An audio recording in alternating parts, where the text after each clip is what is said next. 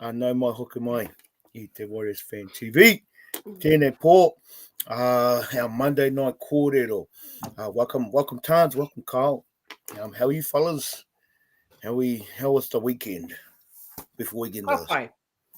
Good, mate. Good. Yeah, nice. Yeah, let's roll into this.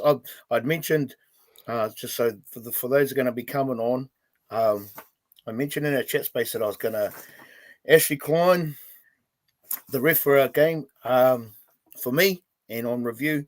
Yeah, he wasn't the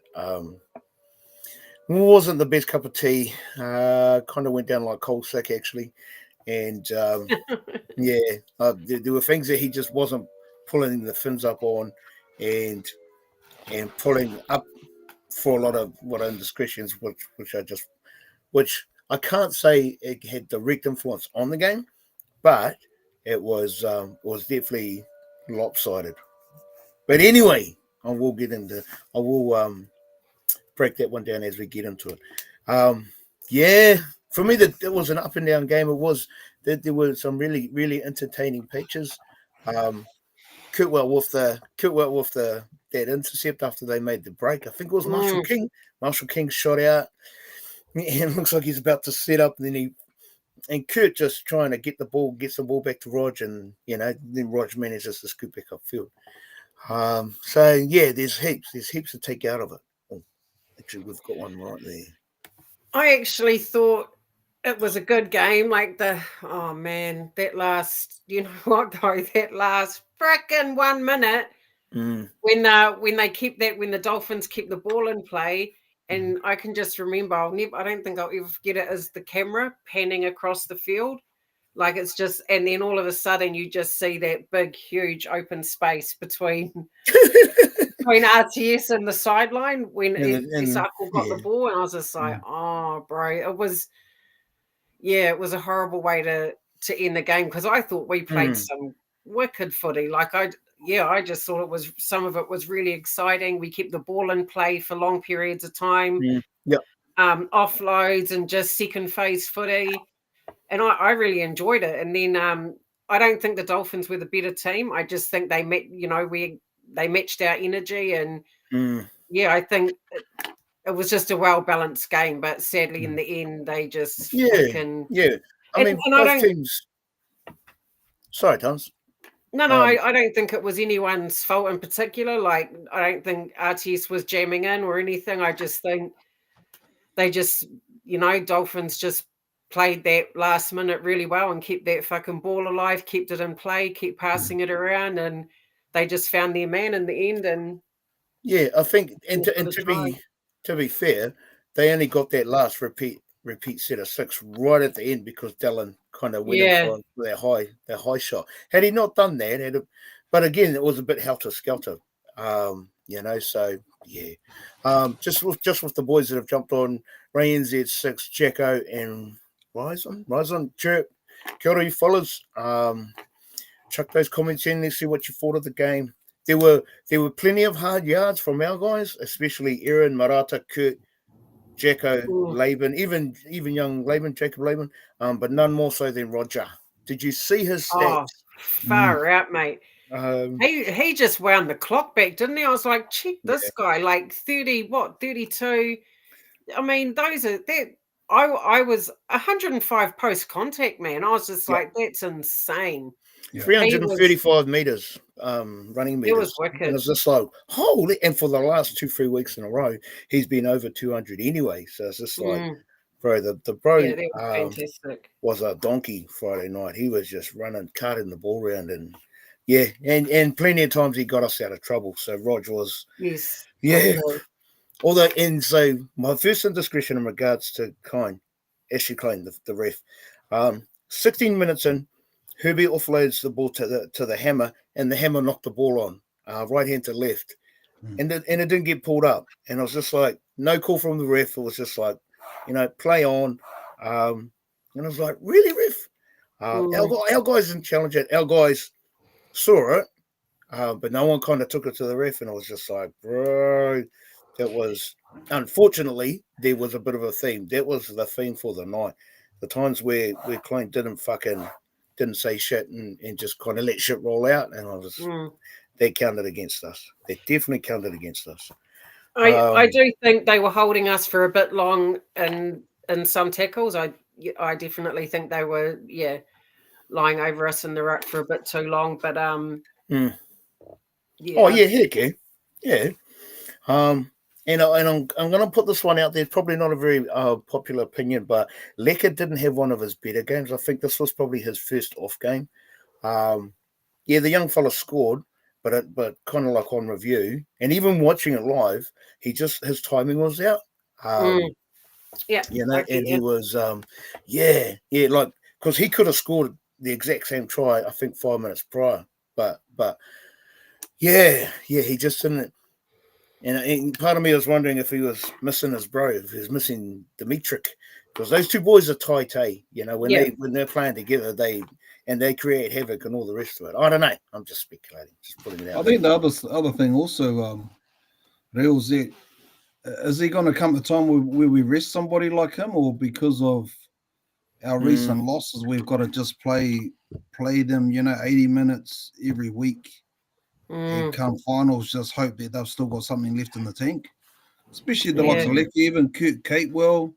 I mean, because we've got all our injuries and that, it's like far out. These guys are going to have to either just play 80 and come finals. Hopefully, they got something left in the spare tank somewhere to be able to maybe play one, maybe two extra games in the finals. Yeah, good point. I really feel for Lecker in that regards, because he's played some really good footy, but I mean, he's only a kid.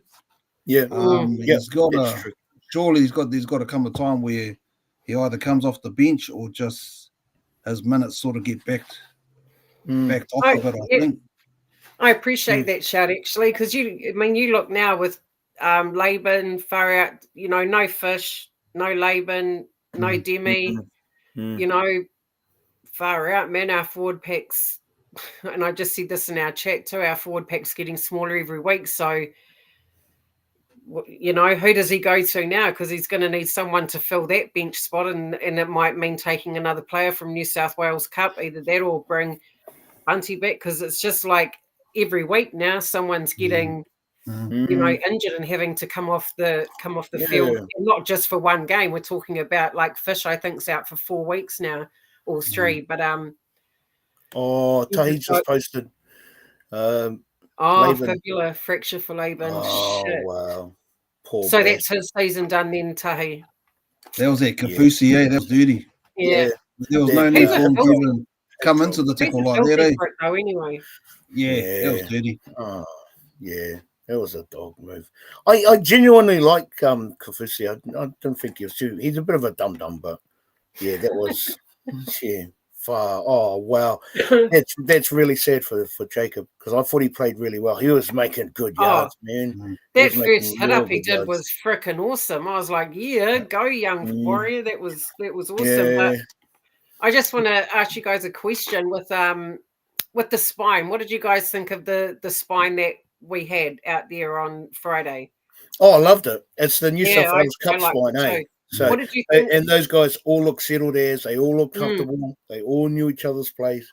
Yeah. I didn't think they played. I thought they were the worst case for us is key players in those key positions getting injured, and those guys, those New South Wales Cup boys, just stepped right in there.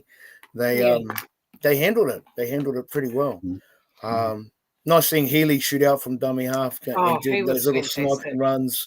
Yeah, he although my bro Polder, I was watching the game with Polder, and Polder was saying to me, like, as a dummy half, maybe one of the things that Sam needs to learn is to, because he's sniping to like back himself. Whereas if he was to shoot out the way Cameron Smith used to shoot out and have the ball in both hands, create hesitation in the defense. And I was like, oh, okay, that's an interesting observation, my bro. But no, I liked it. I liked all the spine players. Tuopiki got, the way he was taking the line on, despite his size, he's still getting in there. I think too much sideways from Kelly. Yeah, I see what you're saying, Kelly. I I was thinking the same today when I was watching the replay. There was a lot of crabbing, but I was just also really impressed with the amount of momentum we, like I usually we see our boys play this real structured game of footy, like this season, and then on Friday night, they're just throwing the ball around, offloads, blinking. I'd actually like to see the stats, Tahi, if you know, or Jacko, or someone.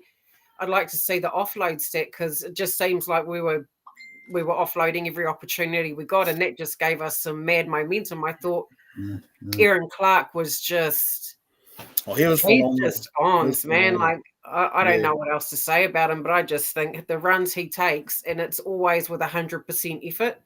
Yeah, I was actually thinking. I was actually thinking Aaron Clark looked like he was trying to make up for last weekend, because admittedly he had a quiet game against the Titans. So, but he he came out and he was just running it straight, taking them on, just creating havoc in that defensive line.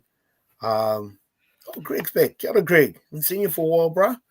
But Aaron Marata, even Marata was running good yards. And it was just good to see that those senior players, because I'd consider, even though Aaron's new to the team, he is a senior NRL player in his own way. I agree. And it's like, he really stepped it up against a pack that were like that. Francis Molo.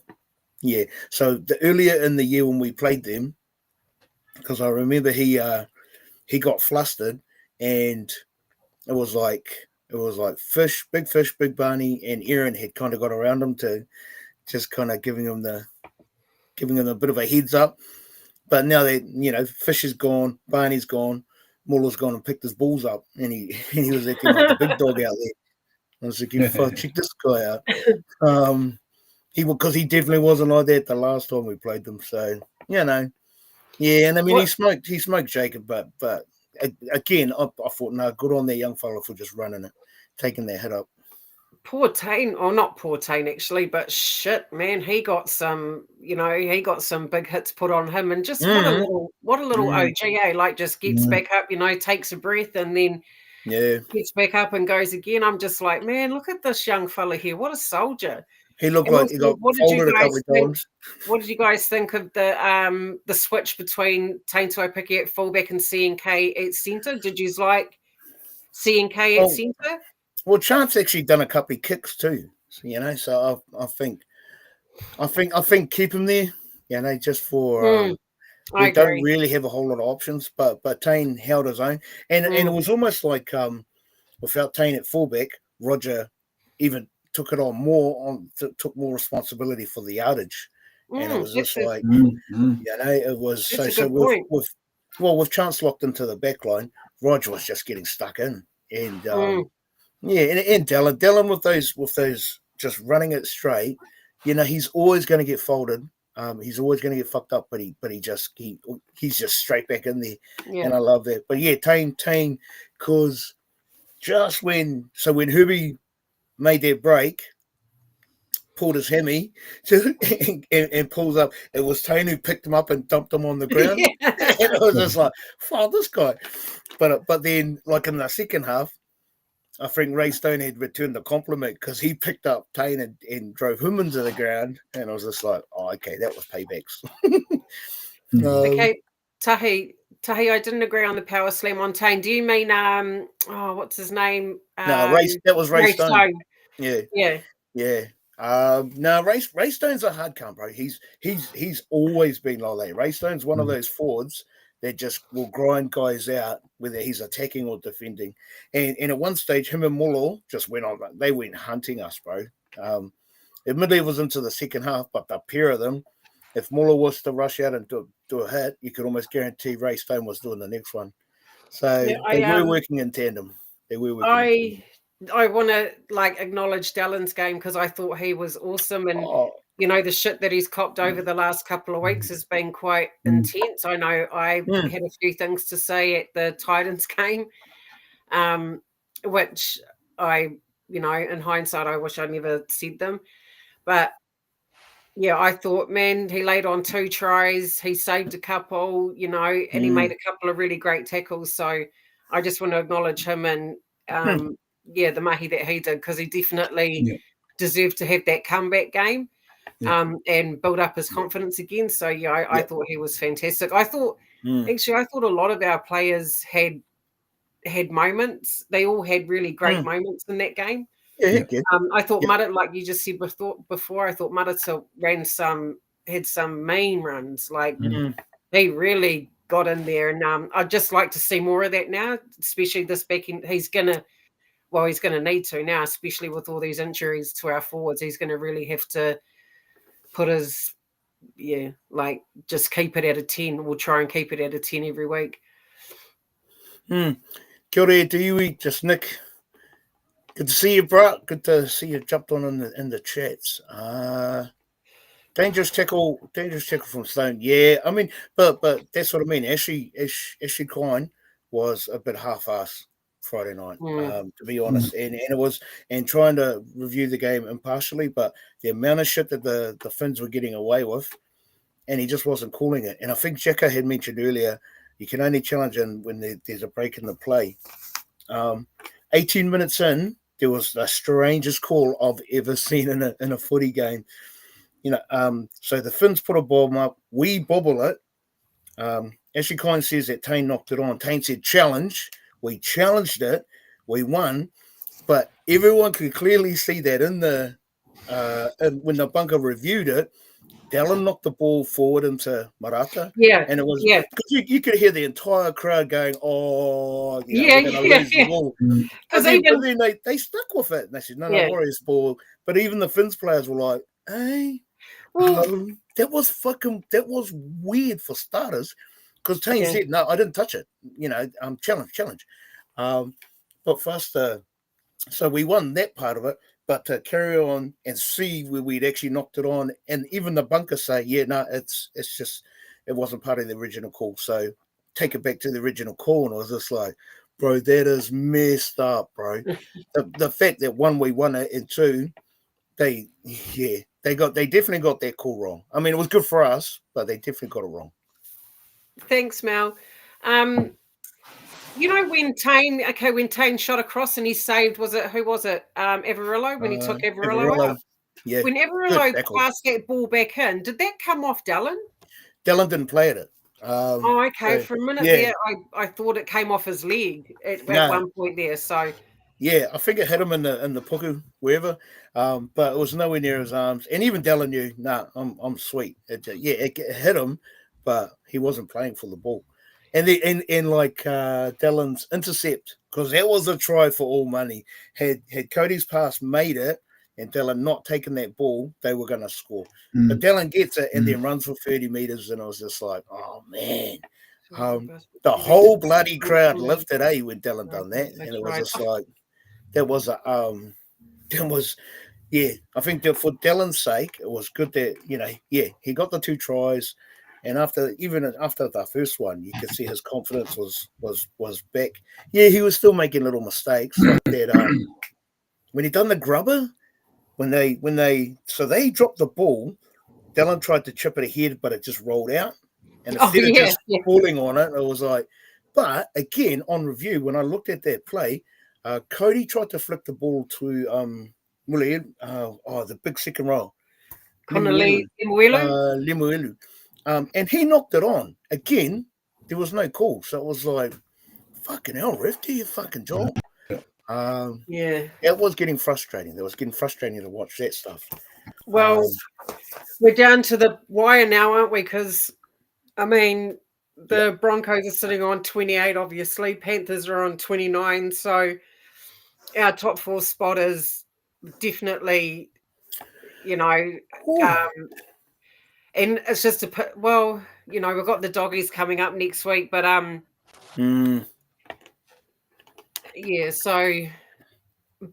you could almost argue that they'll be hurting after losing to the Tigers. But I've got to say, even if we drop this game, doggies are the best defensive team in the comp. They weren't so on the weekend, but they are the best defensive team, and I just, with all our injury woes, I don't know if we can if we can cope really now with Jakey gone. But anyone, like, I know, like Mel, you watch a lot of Cup, and I know a few of you do too. Who, with Laban going down, who do you think will come in? Do you think Bunty will now come onto the bench, or is there any other shouts from New South Wales Cup that you think deserve to have a debut in this game against the Tigers? I mean, against the Doggies. I just want to answer Levi's comment. We got lucky when Herbie went down. He looked like he would have carved us up all night. Yeah, and I just finished saying to Tans prior to going live, I would have loved Herbie to have stayed on. I'd rather we go up against a full strength opposition as opposed to, and because injuries are going to happen anyway, but we still need to be going up against the best teams with their best players if we want to truly test ourselves. So yeah, I mean it was rotten that I do like Herbie as a player, and like that's his Ashes inspirations potentially gone. He won't be playing for England if he's fucked his hammy kind of thing. So I hope the young, rehab and all the rest of it. I hope he makes a speedy recovery. That's but yeah, just to answer Levi's question. No, I agree with you, Levi, and I said that to Neil. Like, man, I'm pretty cold-hearted. I'm like, well, he's not on my team, so, but yeah, gutted for him because he is a fantastic centre. I think next to Critter, he's probably the second best centre in the competition. Had he stayed on, I think the scoreboard would have been totally different. I don't think it would have been a 4-point margin anyway. Let's put it that way. I think we would have probably got our asses handed to us had he stayed on the field. Yeah. Well, potentially it's going to happen this weekend. Wow. Hopefully not. Hopefully not. Hope Warriors do better this weekend. Yeah, me too, Greg. It's not just the Doggies; it's their bloody their home grounds. And man, I'll tell you, those Bulldogs. I've watched their games on TV, and man, I haven't even seen rival fans in the crowd. I'm like, shit.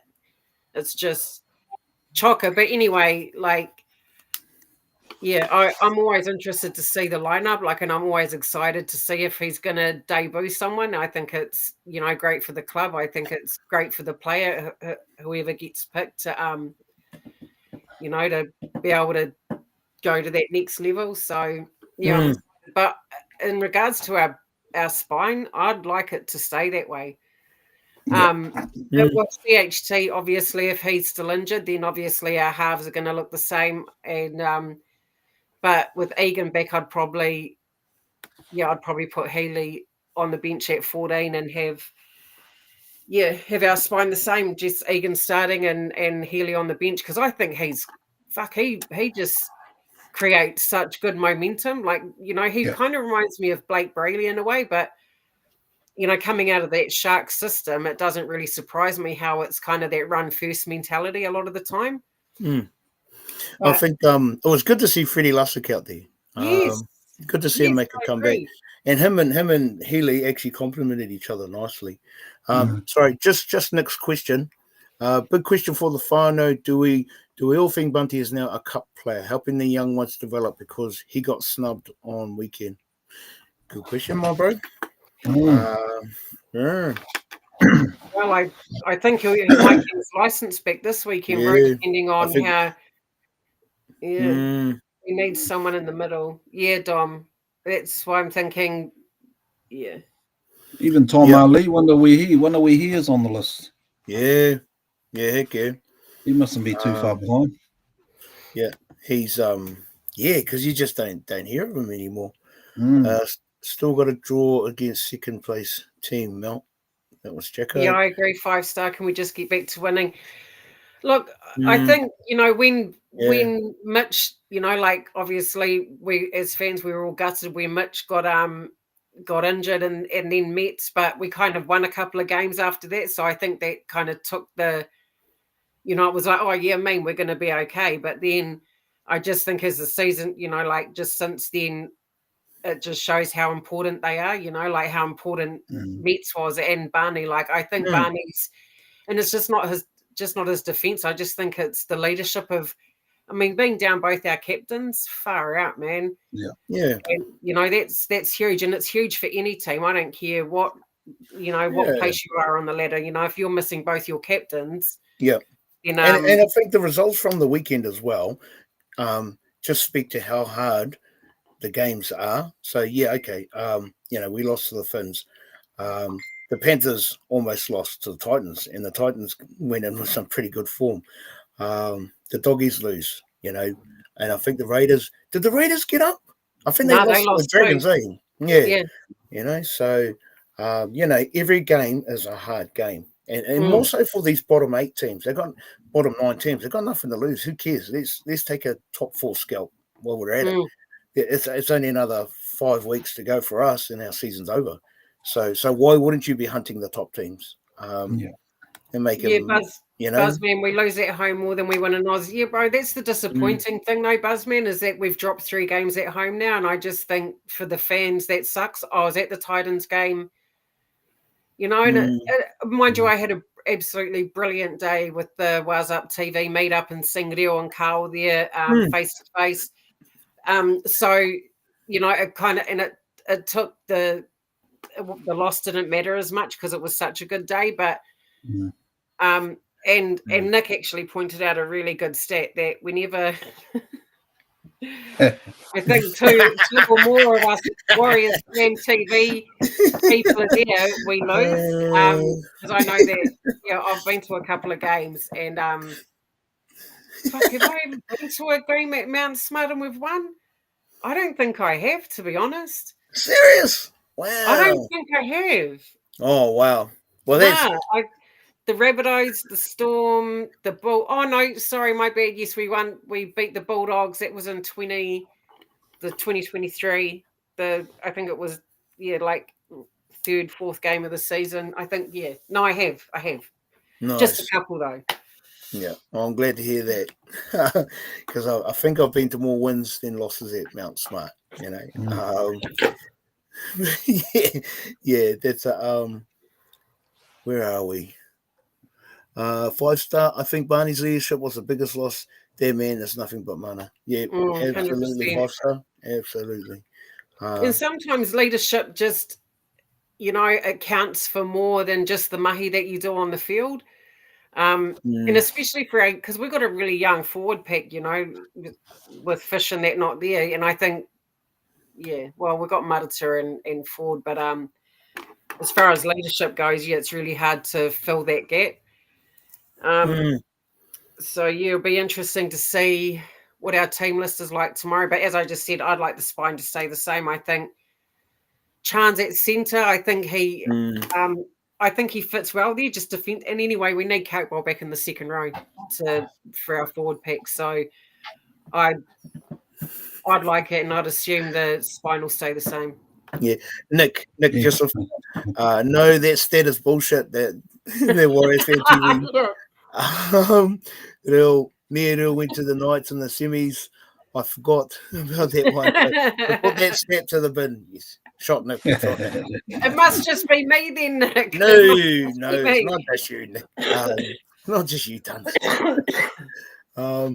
Even if we fell out of the top 4, it has been a hell of a year and a great ride. Oh yeah, absolutely, Jacko. Absolutely, yeah. And the fact, I mean, you know, at the end of the day, the injuries to our top team, and we're just lucky that like our New South Wales Cup team and the lower grade teams are all stepping up. You know, we're probably in one of the better positions in that regard because other teams, when they start losing their top line players, it's slim pickings, man.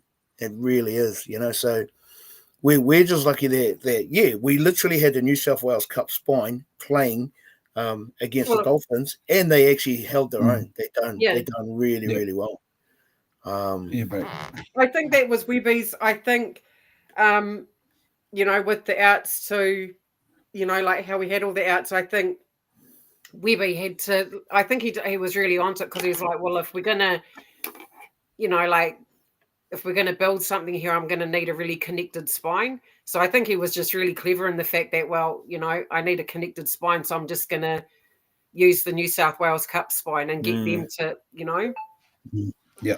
And brilliant, because I thought Te Maire Martin, man, he is so underrated and so underappreciated, because I just love Te Maire, and I just thought, man, I love the way he wants to be involved all the time. Like he goes hunting for the ball and he goes sniping through that. Like he'll carry that ball and he goes looking for that. I don't know, like, yeah, but man, I hope he gets the call up for this week. Well, if Chanel's out, obviously he will, but we'll see tomorrow. And yeah, I was going to say too. So from the game, so when Marshall King scored, was that a double movement or not? Because it was a week ago, and his bloody try scoring arm, the elbow hit the ground. So again, it was those inconsistencies. Who's it? Jeremy Marshall King? You mean that try? Yeah. So he scores, but his elbow landed, and then he, you can say he promoted the ball, or was momentum that got him over the line. He still lifted his arm, and it's like, fucking Egan got pulled up for that the week before, and it was a no try. So it was just like, yeah, that pissed me off. I was like, yeah, I just didn't. Yeah, I wasn't a huge fan of Ashley Collins by the end of the night. I just thought he didn't do us a hell of a lot of favors. And one of those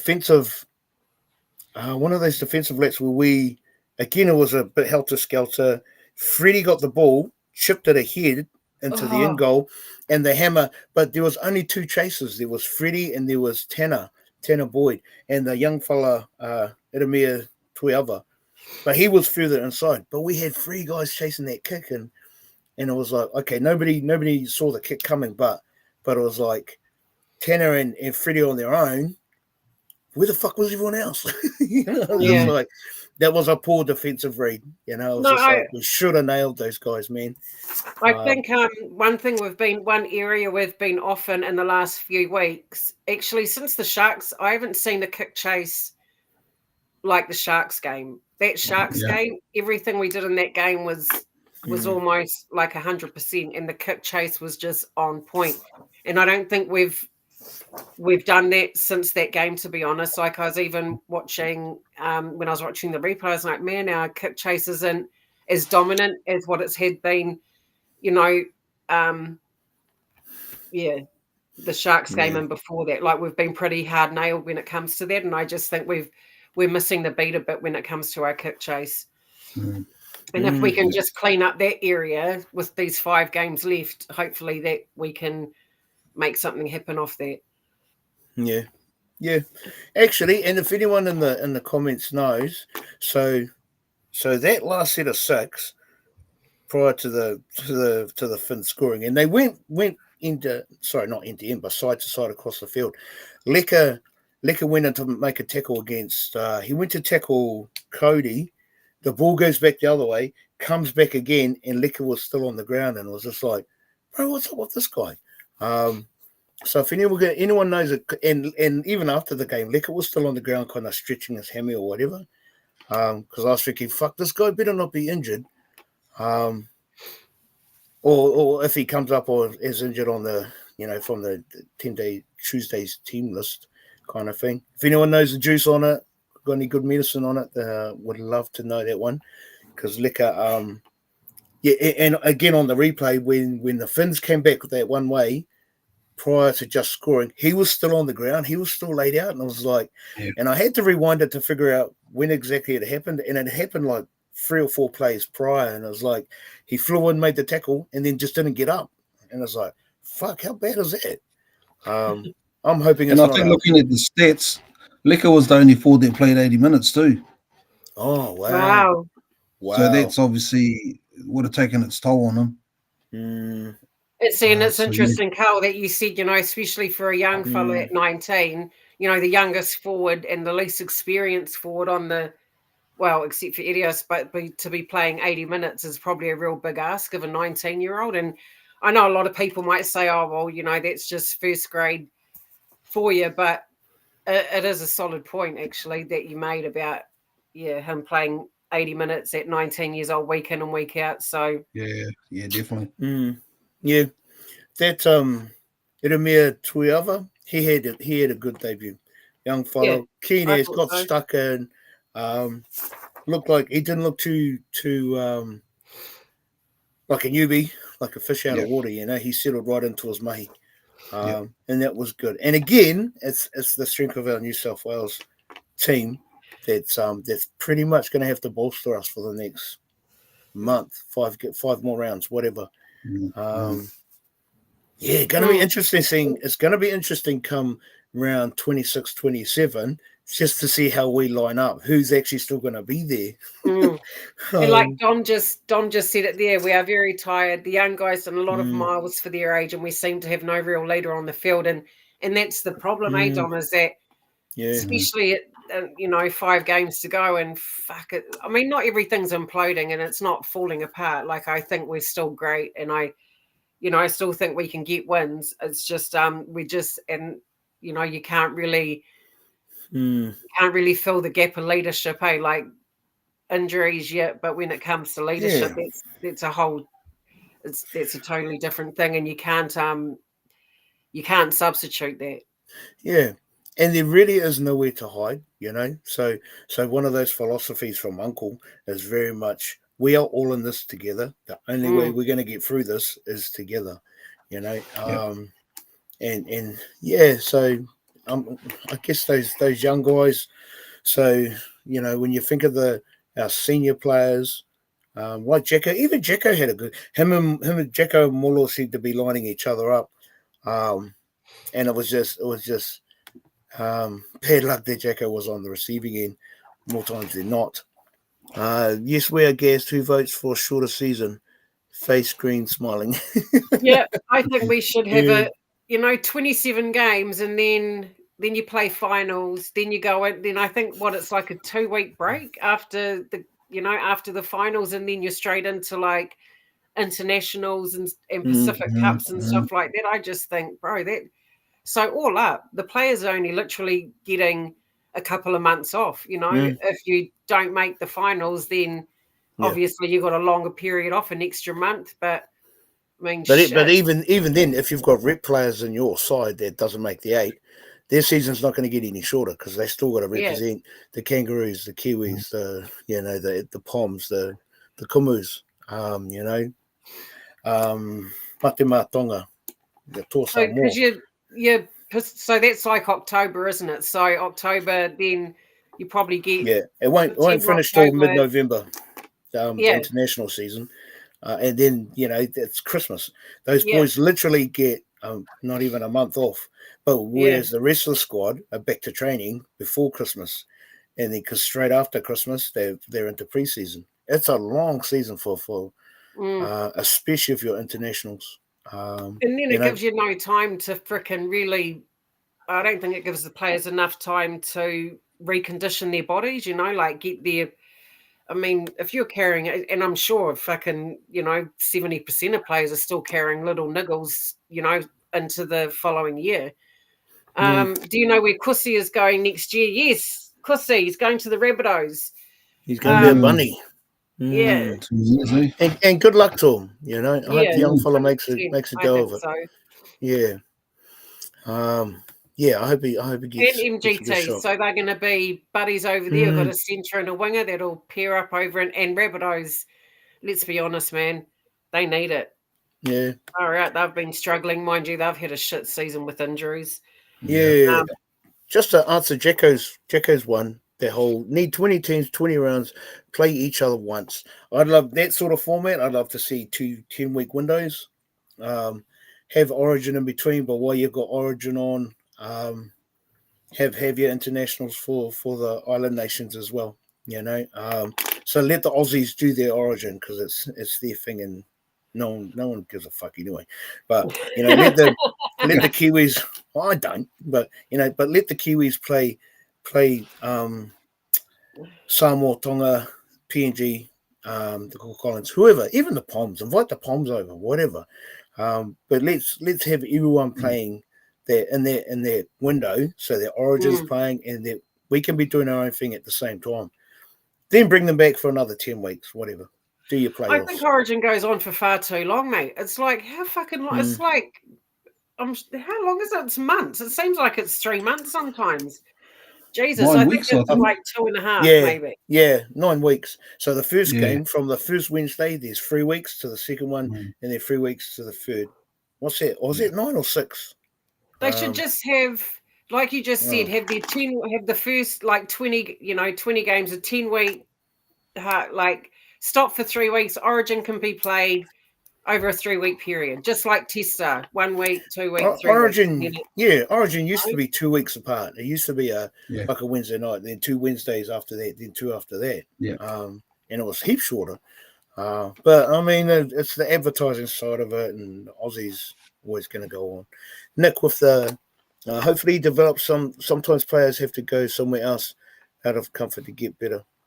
Yeah, I was thinking exactly the same thing, Nick. I don't think they get complacent. And it's exactly like you said, bro. They just get, too comfortable, and old Mitch Barnett even said it himself. It was good to get out of Newcastle, get out of his comfort zone, and that's helped him become the player that he is and the leader that he is here at the Warriors. So I think Pussy and MGT will thrive over there. You got the likes of Trell Mitt, who, say what you want about him, love him or hate him, I think Trell's a freaking mean player. Yeah. Yeah. So I what's wish. that? Sorry, Tom. What's that? The new rugby competition starting, the 360. Yeah. It's meant to be in the RL, is it Middle East RL 360 or just R360? or something like that. Because Rogers meant to be jumping ship. I saw a comment from Wayne Bennett, and Wayne Bennett reckons, bro, this is a massive threat to the future of rugby league. If we don't get on top of this, our game's gonna suffer. And it's like, I'm glad someone's saying that shit, because if rugby's offering big money like the way they are, or what they're saying, what they're advertising, then the NRL won't be able to match that. You'll see all those top line players take off to make a couple of mil, twice as much as what they do in the NRL. Well, it's only over a 12-week time frame. So, and if you're going to create $3 million for 12 weeks of mahi, all good. Yeah, why not? Shop Michael. So rugby 360. Correction. Played. They're global rugby. It's like, why wouldn't you? If you were a young fella and you had the talent to play rugby league, and you had the passion for it, but big money was being offered to play the less entertaining, shitty version of rugby league, then why wouldn't you go to rugby? It's like, why don't they just take all the take all the guys that are coming to the end of their tenure, take them and give your 360 a test dummy run with the with the old fellas. Part of me is actually thinking, mate, I hope this rugby 360 takes off, and I hope they come up with a rugby league 360, because then that would be fucking awesome.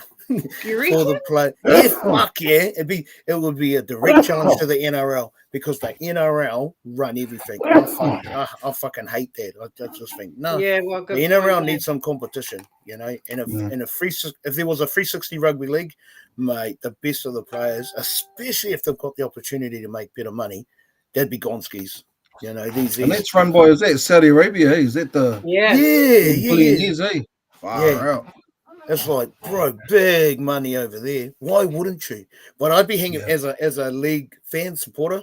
I'd be waiting for the rugby league 360 to kick off, because that's going to be a direct challenge to the NRL. And I think good on them too. I agree with you in some respect. I think that NRL have too much power. Like even in international games, I'm like, bro, why do we? Heck yeah. Like they're all Australian NRL officials. I'm like, can we not? I mean, I remember back in the day, going back fucking 20 years ago, when even when the Kiwis played in Palmerston North, we had a French referee. Was a French official or an English neutrals. official. You don't had neutrals. see that anymore. It's just all the Ashley Kleins and the Adam G's and fucking. And it's bullshit. Yeah, I agree. Yeah. I think it is bullshit. We need to have impartial officials that aren't Australian. Yeah, absolutely. The Aussies are, and I mean, so I saw on social media that there was a post about, the Aussies are debating this whole eligibility rule in state of origin. And it's like, no one fucking cares. That's something you clowns keep going on about and making big deals about. So the island players that have got heritage, that parents weren't born in Aussie, but you were, so you should only be allowed to play for Aussie. It's like, you're the only guys within your own bubble that are saying that shit. Because everyone else, nobody cares what you think. So, I think it's a good thing. I think it's good that they're finally being challenged and threatened in a way that's actually going to make them sit up and think, mate, they were the authors of their own demise. They wanted to be the best. They made themselves the best for so long, and now there's real challenges out there. And it's like, no, if I was an elite player and I could make twice as much money as the NRL, why wouldn't you jump? Yeah, that's right. But that's just me. That's just me. Yeah. Also, while we're still sitting here, I want to just shout out the women's game. I've seen a few people talk about it in the comments, but god damn. Our women's forward pack, mate, they could teach half of these bloody men's teams. Yeah, I reckon. Far out. Far out. They were awesome. Hudder Butler, Ivana Lauatiti, even LaShawn Albert Jones, is it? I'm sorry, guys, I'm not too clued up with all of the players, but even the young girl that made her debut on the wing, Werete, is it Werete or? I'll pass. Scored the try. Yeah, the young girl that played on the right edge, I think it was, taking Michaela Brake's place. I thought she was. Is Michaela Brake injured? Yeah, well, I'm not too sure if she was injured, but she wasn't playing. But still, man, their defense was mean, man. To only let the Cowboys in that one try. Yeah, and those conditions were freaking horrendous too. But like old Uppy Nichols said, she was like, these are the conditions that we practice in at home. So they were used to it. But solid game, man. And Ivana scoring on her debut, and obviously just like her dad. I reckon. So mean. Fuck, it's exciting, eh? For our Tahi, bro, I saw the clip that you shared in the in the other group chat about seeing Hudder Butler and how she's trying to just trying to get the grassroots rugby league for Wahine around Aotearoa, kind of trying to lift that up. That's and cool. Cool. And try and expand that and just get Wahine, around New Zealand to come and play footy, come and play league, enjoy it. So that is cool. Man, that's really good news, because I know previous conversations that we've had last year about just grassroots rugby league in general around New Zealand is pretty average, and so to have our wahine go out there and advocate for it is a really positive thing. It'll be it'll take off. Yeah, I think I said this a couple of weeks back, but like, if rugby league in New Zealand and Aotearoa can grow to the popularity heights that women's rugby does, for rugby league would just take off. It would, because women's rugby here it's quite the spectacle. They put on a really good game, really good set plays. They get stuck in, and like if they could just grow women's rugby league in New Zealand, with how Wahine was and the way that they've kind of developing, man, it's only going to get better for us, for those of us that live here in New Zealand and get to enjoy it firsthand. Like, encouraging our sons and our daughters. It's a beautiful game, their rugby. Mind you, there's been a massive mind shift in regards to New Zealand always being like rugby was our number one game for freaking decades, but that very mindset has moved quite a long way away. Rugby is not so popular as opposed to basketball, netball, even soccer's starting to creep up. But league in its own right, because of the Warriors and just the hype around the bandwagon. But if rugby league for women grew the way rugby grew here, it would just take off. I'd love to see it. I think it will. I think because of the success of our men's team and putting the Warriors on pretty much on a global map, because we see the flags flying everywhere now. I see posts on Facebook, people in frickin' Egypt and, you know, all over. But I just think, you know, it's awesome for the game. But and now these young girls that want to play league because and so what an awesome time for our wahine to start in the competition. Yeah, really absolutely. Inspire our young women, because I mean rugby for the for our women here in New Zealand, like Ruby Tui and like how Mel, yes, she would be awesome, and Portia Woodman Whitcliffe, is it? Oh man, So yeah, just to inspire young girls. I mean, I know my son used to play when he was 11, 12. He used to play with this girl, and my gosh, she was phenomenal. But there was nowhere for her to go after that to play league. Like there was even questions around should she be playing, because, you know, like, but there was after 11 or 12, there's nowhere for them to go and play after that. Well, there wasn't going back. That's like 15 years ago. So it's really great that we have these spaces now for our young wahine that want to play rugby and rugby league, and they're able to do that. There's spaces for them to go and train and do that on a professional, on the professional stage. Just Mrs. comment, please, Ruby Tuna, come to the Warriors. Ruby Tui, sorry, I said Ruby Tuna. Ruby Tuna can come to the Warriors too. Oh, Ruby Tuna too, man. She's dope. She's one of my favourite singers, actually. Yeah, same. It's my imagination. Hey. Yeah, that's her name. Is it Tyra Werete? I'm sure it is, the young winger. But yeah, and you know what amazes me? Let's make a quick shout out to Pukitapu as well. Yes. She played second row in the weekend. She went to school in Palmy, but before she started playing league, she was actually a representative in softball. Wow. So she went to New Zealand, played for New Zealand, and then it was when COVID hit, she decided to take up rugby league, and then obviously made the Warriors. Who's that? Who did you that's say? me, bro. Pukitapu, she played second row. Nice. She was the one that pushed the girl in the face and got penalised for it. Sort of gave her that slap, and then sort of went the other way. You know, like, what are you doing? Like, if someone was holding on to me, far out, man, I'd do the same thing. I'd be like, bitch, get off, man.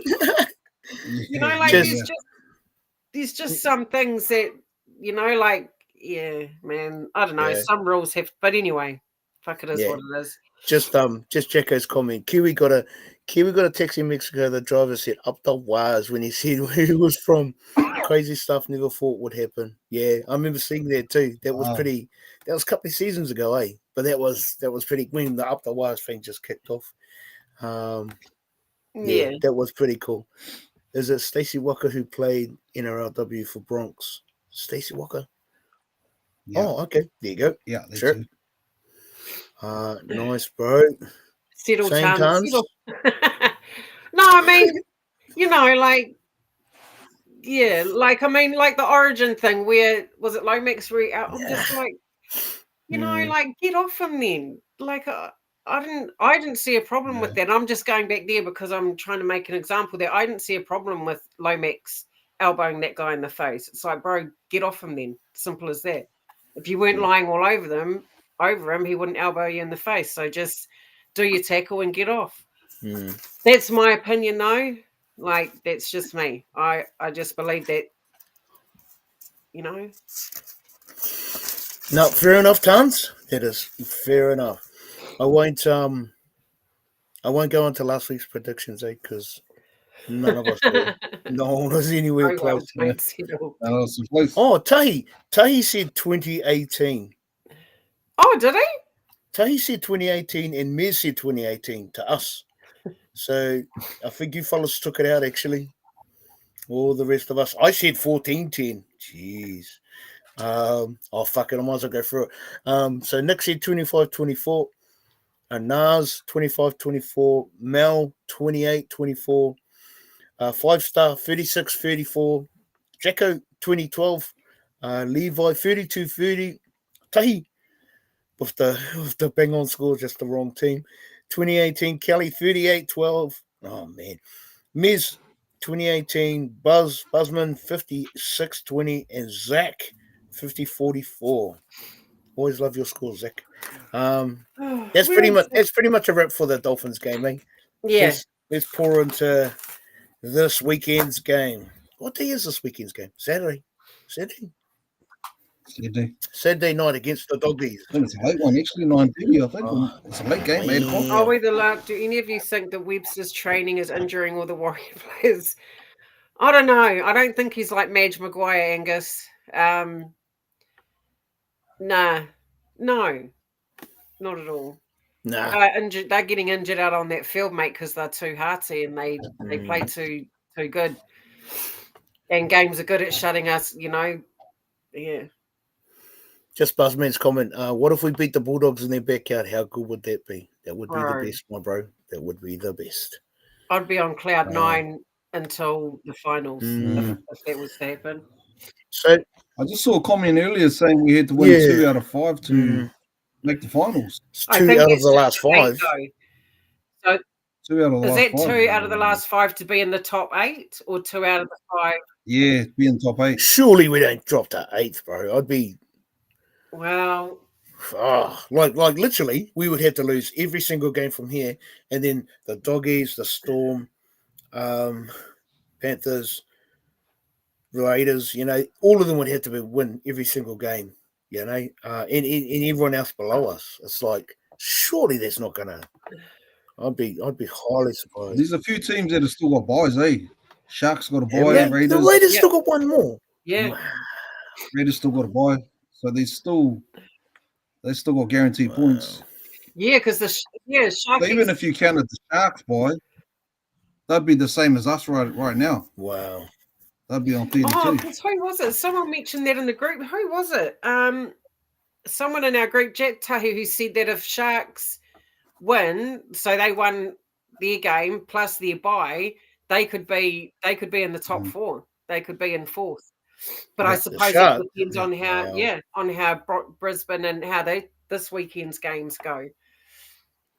Sorry, so Kelly's got to bounce, but Kelly's given his or her score 19-18. So I'm assuming that's Golden Point, rolling into Golden Point 18 all and winning by 1 point. Nice. One more win we'd be in top 8, likely need at least 3 stays in top 4, but who knows? Other side may lose games they should win. What? One more win will be in the top 8. Fuck. It'll just be a bummer if we dropped out of the 4 because we've just fucking played and fought so hard to get there, and we've stayed there for such a consistent long period of time, and I can't remember us ever doing that like in previous years. Yeah, I think to be fair, and again, this is just my opinion, but rolling into the last 5-6 weeks heading into playoffs, the top 4 teams are definitely playing a style of rugby league that they deserve to be there. We're not playing that type of rugby league. We're just scraping ahead. We're very makeshift at the moment. We are. And again, this is just me, but top 4 teams are the teams you want to be challenging because they're all challenging for number 1. And of those top 4 teams, our team, we're not playing the style of rugby league that wins premierships. We're just not. Unless Webby's got the ultimate plan and he's going to unveil it in the next 2 weeks. And I can't see us changing much from what we've always done all season. So us falling out of the 4 is potentially a reality. But even to make the playoffs, especially after last year's shit, to be there, I'm not conceding defeat. I'm just saying. Yeah, no, when you think about playoffs, the playoffs are always because it's all for whoever's 5, 6, 7, 8. It's all sudden death. And we don't want to be in that bracket. We want to stay 4th. I'd like to see us move up, but but we're not playing the type of rugby league that's going to win a premiership. But that's just me. No, I agree, and I would love to be proven wrong. There's other people that have said that too, and I agree. We're just not up to that. I mean, you look at other teams, even though Penrith, and I hate saying this, even though they're not in the 4, they're playing some great footy. Had we stayed fit, had we had all our starters on board, then probably would look totally different. But Mm. I mean, it is what it is. But hey, man, I'm proud. I'm proud regardless. Just even as a fan, I didn't think we'd crack 4th spot. Not for this long. I thought we'd be sitting in 9th, to be honest. So to be where we are and just be consistent is enough for me, man. And I'm proud as, and it makes me look forward to next season. You know, especially with another preseason with our cup boys. You know, like with the Labans and the Leckers and the Demis, another preseason with them in first grade, man. And just imagine how much better they'll look next season. I mean, I'm not saying it's but I definitely think we'll play finals footy. But whether that's in the 4 or the 8, I don't know. I think it's a real shame too, because after that Sharks game, I thought we were really starting to peak and go another level. Same. I thought, oh yeah, this is where we're heading. We're going sort of up. But then since that game, we just I don't know what happened, but we just fell off really. I agree. Whether we blame it on injuries but I'm like, far out, what we've done in that Sharks game, why can't we do that again? Or why did we not continue to do the same thing that we were doing? Because so I don't know. I agree. That's the $1 million question, my bro. I thought after the Sharks game, I thought, oh man, our trajectory's like, you know, this is we're going up now, and then and it kind of it didn't. It just kind of, you know, it was a build up for fans, like just to see that game, and then after that, it was like, hey, what's going on? Yeah, because even Dimitri, like he hasn't done that again since that Sharks game where he's hit the line and forced an offload to someone running off him. I mean, a lot of those plays in that Sharks game, they just haven't. We haven't done them again. I wonder what happened. Like, how does that happen? I mean, like I expected more from our team after that game. I was just like, man, that's fantastic. This is how we should be playing every week. And for some reason, it sadly, it's I don't know. That's the grind. That's the life of a professional rugby league player playing for any NRL team. You know, it's the whole, and as the coach balancing getting the you know, even with, because players take the field injured, we all know that. And it's the whole being able to, you know, for me, I think of someone like Simon Mannering who just had a high threshold in regards to pain. And some guys are just like that, are built like that. So you know, it's kind of. We just, everyone gets dealt the same cards. You just got to get on with it. Just Jacko's comment: Panthers getting a $50,000 fine for trainer running across field. Good job. They should, mate. That was the shittiest fucking move, and I'm sorry for swearing, but that was the shittiest tactic I've ever seen from a team. And I'll tell you another thing: I don't think it was accidental at all. Oh, of course not. How it was can intentional. You got all that space before Jaden Campbell, so you can run over the dead ball line. You can just run straight there and go off. Instead, he chooses to run 50 metres up the field in front of Jaden Campbell. Man, I think the Panthers should be stripped of their 2 points. Ivan Cleary's in the press conference saying, "Oh, I didn't see it." Bro, you were looking down. You were smiling when it was happening, and do what Kyle said about that penalty kick, that trainer. I like that idea, bro. Yeah, and Mel, I agree with you on that one too. What about Tapani? He's turned into a sore fucking loser. I agree, man. I'm like, bro, what happened to you? You're freaking bitching and moaning every week, having a pungy whittle at the ref about all kinds of shit. He's been doing that all season. So, he never used to, though. But since he's been... Yeah. But it's winning them games. Well, they lost. They're in the top 4. It was deliberate for sure. Then Ivan saying he didn't see it was diabolical and bullshit. Yeah, Jacko, I just think it was disgusting. Yeah. So the bro Kyle said earlier, with that trainer doing what he done, they should have put the penalty right in front of the post.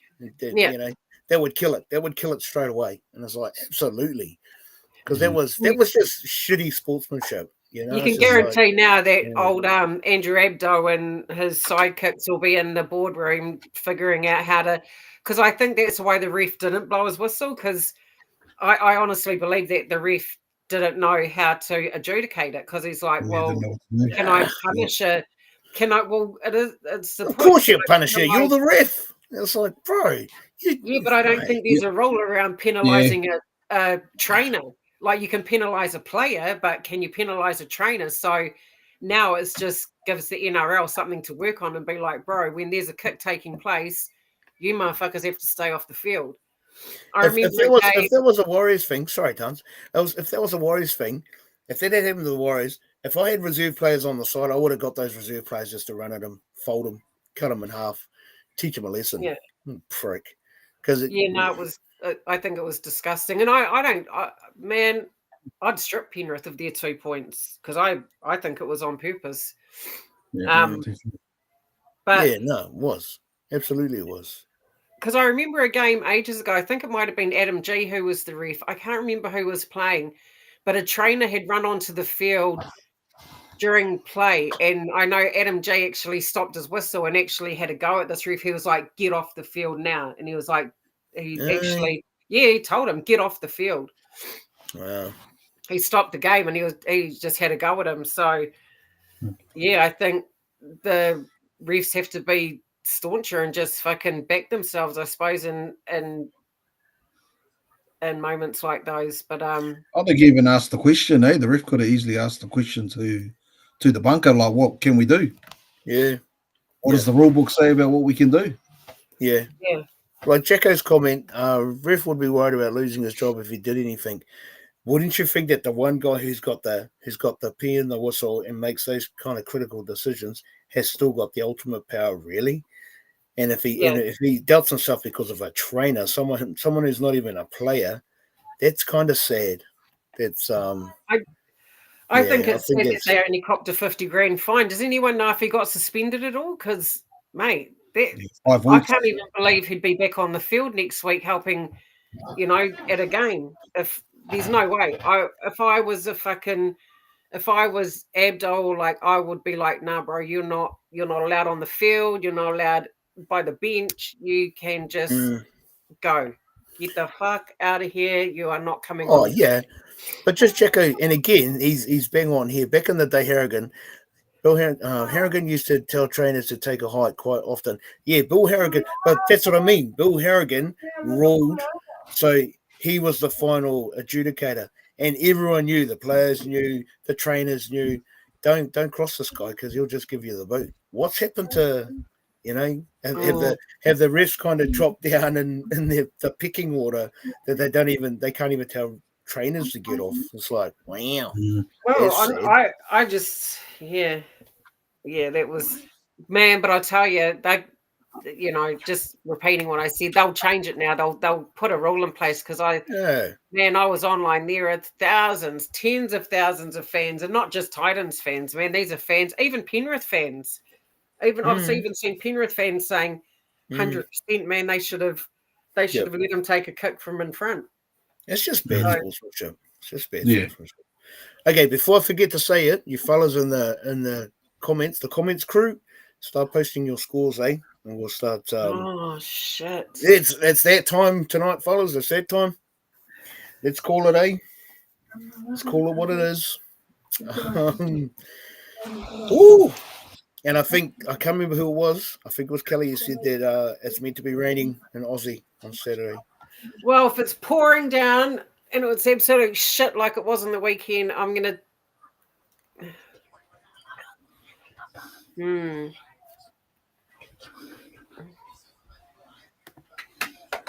Fuck, I reckon it'll be a... Ooh. Well, hopefully we do a Tigers on them. Hopefully our boys just come out straight out of the blocks and get stuck in.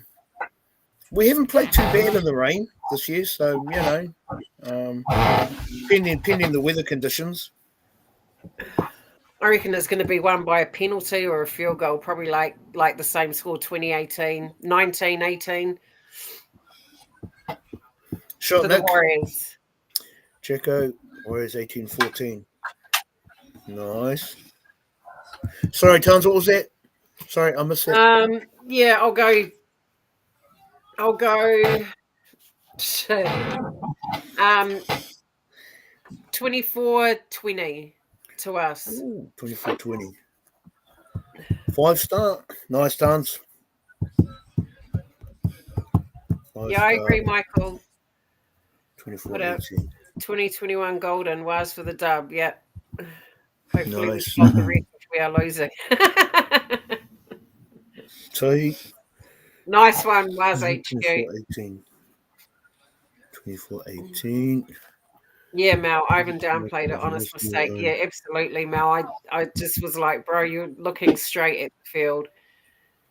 Disgusting. And, you know, like, you can't forget the other Penrith game where they played the Cowboys and the Penrith trainer was squirting water on the ball. So you look at that era, like you look at that, and then you look at this. It's like, well, you know, is it a mistake? Because now it's happened twice and you're, you know, using the same bullshit that, honest mistake. Ooh. But, you know, it's getting a bit repetitive now. Was HQ. I'm just going to make sure I've got this right. Was HQ. Did you say 36-12? Woo! Doggies. I'm going to let that one slide, my bro. All right, just for tonight. Just because you got Waz in your name, my bro, but hey, nah. Mount. What's his 21? Oh, we got some close scores here, man. Buzz, man. We won't know till tomorrow, till the team list is out, Mel. Yeah. Yeah. What about you, Cole? What you reckon, my bro? Just looking at all these other scores, bro, I'm going to go 2016. 2016. Sure. Oh, law of averages then. And hoping their Lakers playing. Yeah, so do I. So do I. I'm going to go. I'm going to go 28-12 to us. Oh, 28-12. Don't know yet, Mel. Just hope like how Casey Badger. Oh, she's terrible, Jacko. Like, my gosh, I just don't understand. Like, and I don't want to sound like I'm, you know, like, because she's a woman, but fuck, she's terrible. Like, she shouldn't even be. I don't know why she's still allowed to even officiate in any sense of the word, because she just shouldn't be allowed to. Because she disallowed a try, after a guy got a high shot or whatever. Oh, I just don't know. She must have fucking beer goggles on or something, because she sucks. She really does. Oh, she has. Casey Badger, hasn't done us any favors in the past. Okay, so just if you haven't posted your score already, I'm just going to read out everyone else's. She is a bitch, tons. I hate her. Jacko. Ooh, Jacko, my bro. I don't think she's. That's a harsh. That's harsh. Oh, put a feeling in those words, my bro. They're kind of like female police officers. Well, I hope there's no female. But you know, they just try and be all. Yeah, I know what you mean. I can't put. Yeah, I really want to see Cleary in the mix. I want to see him in first grade. Oh, gee, I don't think he's really though. Was HQ. It would be awesome. Imagine seeing him, you know, play his brother in a few years to come. That'd be people would pay a lot of money to see that. Yeah, heck yeah. Okay, I'll read these scores out, So Kelly, even though Kelly's probably gone, Kelly said 1918, so obviously finishes in Golden Point. Tans 24-20, Carl 26-10. I went 28-12. Jacko said 18-14. Tahi 24-18. Nick said 2018. 5-star said 24-18. Mez, Golden Point, but 21-20. Was HQ. Oh, this is a hard one to say, my bro. 38-12 to the Dogs. Mel 21-20, another Golden Point. And Buzz said 12-6. Those are our scores for this weekend. Man, I'm hungry. Hopefully those indigenous jerseys they're wearing will give us a bit of money. I like those jerseys, except the fucking zigzag thing around the. I just don't like the zigzaggy bit. You don't like it? Like, Oh, but yeah, not the zigzag. I like it. I do like it. So yeah, if I missed your scores, I'll scroll back through. Michael 1812. Nice, Michael. 1812. But I think that is pretty much full time for tonight. Whoa, good Korero. Thank you to the crew. Thank you for jumping on. To all of you awesome fellas for coming in and having a korero with us. Just buzzed with that last comment. Didn't know she was the ref for the game. Can I change my score? Too late, Buzz. You're locked in, bro. All right. It's all. Yeah, no, you're in, bro. Tahi, ha ha ha, Buzz. Yeah, that's us for tonight. So, thanks for jumping in, crew. Are you fellas free tomorrow night? Carl, yes. Chance? Yes. Should we do a team list? Yeah. Should we do one? Yeah. Yeah, I'm keen. Okay. So to the crew, the comments crew, yeah, we'll go live. We'll go live about 5 to 6. Have a bit of a korero before the team list comes out, and then we can dissect it, see what we think. Yeah. Well, I guess I'm just going to put it out there now. We'll probably pretty much have the same team, but it'll be interesting to see who comes on for Laban. Yeah, I want to know. Yeah, see where Liquor's at. What was up with CHT? Was it just a calf strain? Yes, it was a calf strain, but Fisher's out. I wonder. Yeah, so I'm thinking if CHT ain't back, then I think our spine will stay the same, but Egan will start. Healy will be our 14. Then we'll have Eddie, Healy, Lussick, obviously he's in here 1 week. Yeah, hopefully Dimitri's back. Yeah. Yeah. Be interesting. So we'll go live just before 6 tomorrow night, and then we can have a good yak. I might even go live about 1:45. So if you peeps in the comments, crew, if you're around from say 5:45 tomorrow, then we can go live, kick it off, and pretty much go from there. But for tonight, that's us. We're done and dusted. So you fellas have a good rest of your week, eh? Looking forward to Saturday night. Looking forward to tomorrow night. And we'll see you, whoever jumps on tomorrow, we'll see you then. And we'll crack into the team list together. Yeah, we don't know how to chuck it up on screen, so make sure you have all got the list in front of you. Have it on your phones. Yeah, have it on your phones. Yeah. Okay. Well, yeah, thanks, Tans. Thanks, Cole. Thanks for tonight. Like always, up the fucking wires, baby. Go the fucking Warriors. Warriors all day, baby. How we roll. Yeah.